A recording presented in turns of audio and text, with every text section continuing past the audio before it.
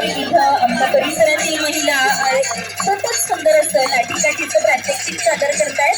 जोरदार टाळ्या होऊन जाऊ देत आमच्या या महिला शक्तीसाठी, महिला रणरागिणींसाठी। खूप खूप सुंदर प्रात्यक्षिक आपण सादर करत आहात।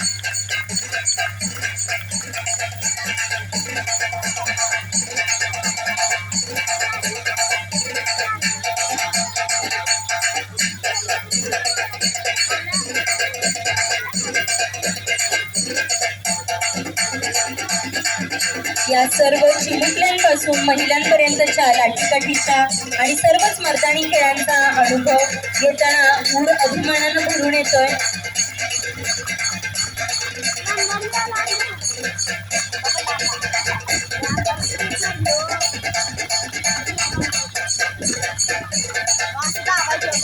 असं म्हटलं जातं की जिच्या हातामध्ये पाळण्याची दोरी तीच वेळ पडल्यावर आपल्या संस्कृतीच्या रक्षणासाठी सुद्धा लाठी सुद्धा समर्थपणे पेलू शकते, याचंच हे उत्तम आणि जिवंत उदाहरण आपण अनुभवत आहोत। घरची चूल आणि मूल सांभाळत असताना सुद्धा स्वतःच्या संरक्षणासाठी, स्वरक्षणासाठी आणि धर्माच्या जागृतीसाठी ज्यांनी हातामध्ये लाठी घेतलेली आहे त्या सगळ्या जणींसाठी खूप जोरदार अशा टाळ्या होऊ दे।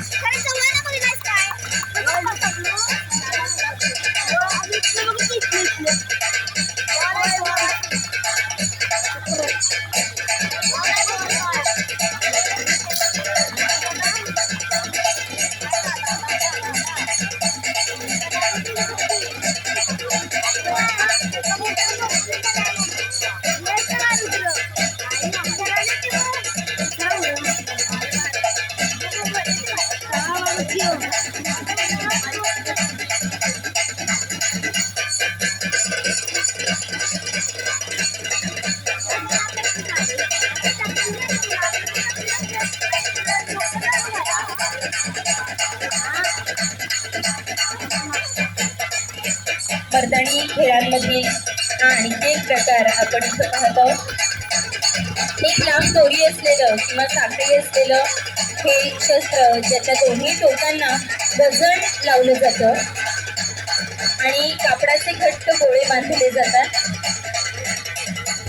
प्रत्यक्ष युद्धात साखळीला तीक्ष्ण पाती किंवा आगीचे गोळे लावले जातात।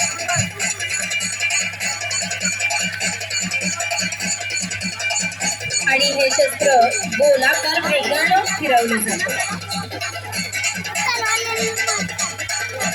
यातून मनगटाची लवचिकता, शरीराचा तोल हे सगळं सांभाळणारी ही चिमुकली यांना पाहून अतिशय ऊर अभिमानानं भरून येतं।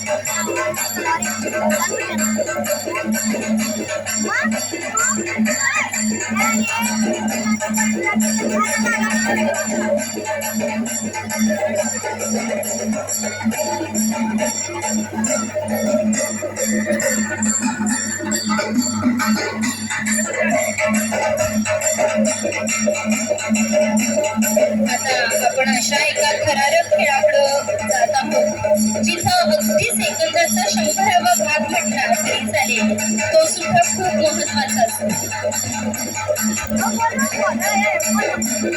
इथं तुमच्यासमोर सादर होणार आहे लिंबू कापण्याचं प्रात्यक्षिक। आता या प्रात्यक्षिकामध्ये बघा, फक्त लिंबू कापण्याचं काम करायचं नाहीये यांना, तर ती एकाग्रतेची पराकाष्ठा आहे। या खेळातून आपल्याला असं दिसेल की ही चिमुकली जेव्हा लिंबू कापतात तेव्हा त्यांच्यामध्ये किती प्रचंड एकाग्रता असते।